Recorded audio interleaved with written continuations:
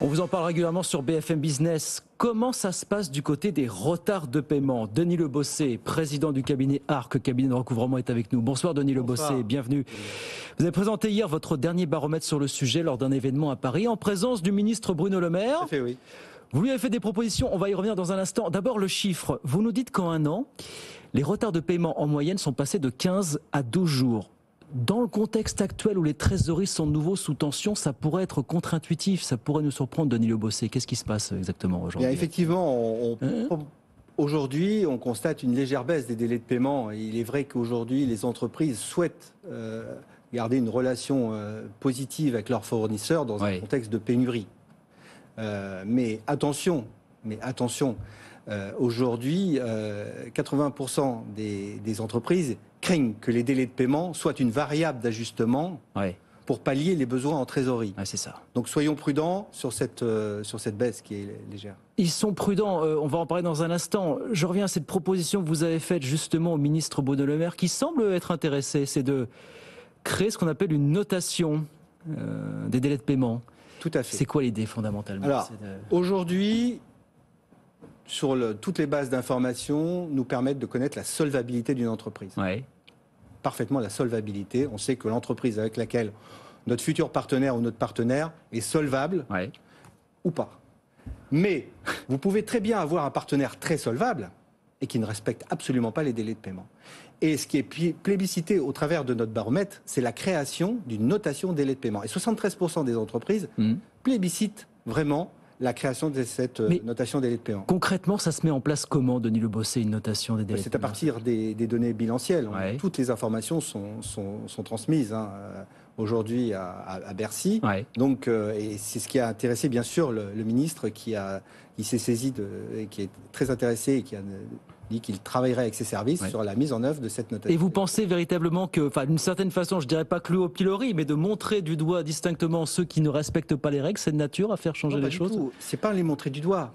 Aujourd'hui, on les montre du doigt au travers du name and shame. On les montre du doigt. C'est le fameux name and shame, voilà. Allez le voir sur le site de la DGCCRF. Oui, c'est ça, voilà, c'est ça. Vous imaginez pas un dirigeant de TPE ou de PME aller sur le site de la DGCCRF voir si son futur partenaire a été sanctionné ou pas. Là, où est-ce qu'on publierait cette note concrètement? Là, cette note, elle sera publiée sur les bases d'informations légales. C'est une transparence totale. On ne les montre pas du doigt. On leur dit, effectivement, ce sont des entreprises très solvables, mais qui ne respectent absolument pas, ou qui respectent les délais de paiement. Au passage, mais vous l'avez souligné hier, et ça vous nous en parlez régulièrement, c'est là qu'on va se rendre compte, une fois de plus, s'il en était encore besoin, que l'État n'est pas celui qui donne l'exemple, finalement, dans cette histoire. Mais là, vous avez raison. Non, on en parle à chaque fois avec vous, Denis Lebossé. Aujourd'hui, 50% des PME refusent de répondre aux appels d'offres du secteur public de peur de ne pas être payé en heure et en temps. Donc ça donnera aussi l'exemple du côté de l'État, finalement. Ça poussera peut-être l'État... L'État a fait beaucoup d'efforts. Aujourd'hui, on se concentre plutôt sur les collectivités territoriales, les communes, les collectivités départementales. Enfin, c'est plutôt à ce niveau-là, les communautés de communes, que l'on rencontre des très mauvais payeurs. Mais Bruno Le Maire a l'air réceptif à cette idée. Il vous l'a dit hier, apparemment. Il va réfléchir là-dessus. Tout à fait, s'il s'est prononcé sur... Un mot sur les entreprises que vous avez interrogées, qui sont quand même inquiètes. Je vois la part des entreprises qui prévoient une croissance de leur activité dans les 6 prochains mois, c'est 23%. C'était 45% l'an dernier. On sent que le contexte a changé aujourd'hui. Le contexte a complètement changé. On est aujourd'hui beaucoup d'entreprises sont dans l'expectative. Elles s'attendent à une augmentation des dépôts de bilan. Vous avez la hausse du coût d'énergie, bien sûr, qui fait peur, même si des dispositions sont prises. Mais ça, vous avez la reconstitution des stocks. Les entreprises reconstituer les stocks, mais vous avez aussi la reprise du recouvrement des URSSAF. C'est ça. Qui ont repris, il n'y a pas longtemps. Qui ont repris, qui vont reprendre progressivement. Donc tout ça annonce, si vous voulez, une grande crainte des entreprises sur une augmentation des dépôts de bilan futurs. Mais on a vu, c'est Altares qui communiquait récemment sur le nombre de procédures de sauvegarde ou de liquidation au 3e trimestre. Ça a explosé, ne serait-ce que pendant l'été. Vous dites quoi? C'est juste le retour à la normale ou c'est un peu plus que ça finalement? Aujourd'hui, c'est le retour à la normale. C'est juste le retour à la normale, vous dites? On revient à la normale aujourd'hui. Mais demain, en fonction du contexte économique, on peut dépasser le retour à la normale. Mais je vous pose la question parce que plus un jour ne passe quasiment sans qu'on ait une annonce de plan social. Je regarde rétrospectivement, que ce soit Véleda, Sodial, Camaïeu, San Marina, Compins, Copelex, Siretec.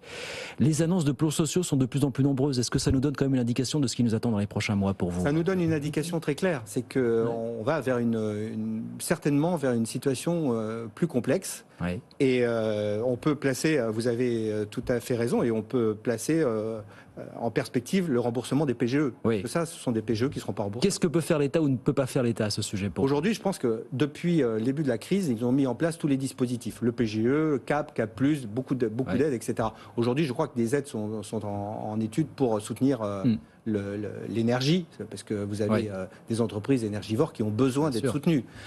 Le ministre a quand même annoncé la fin du quoi qu'il en coûte. Oui. Et je crois que le seul soutien aujourd'hui, c'est aux entreprises consommatrices d'énergie. Qu'on disait avant la crise, pour finir, Denis Le Bossé, une entreprise sur 4 qui met la clé sous la porte tous les ans, c'est à cause des retards de paiement. Est-ce que ce chiffre a évolué aujourd'hui? Non, on est toujours dans le même contexte. Mais sauf que nous dites, ça sera de plus en plus la variable d'ajustement, peut-être. C'est une variable d'ajustement, oui. Qui va aller un allongement des délais de paiement pour pallier le besoin en trésorerie.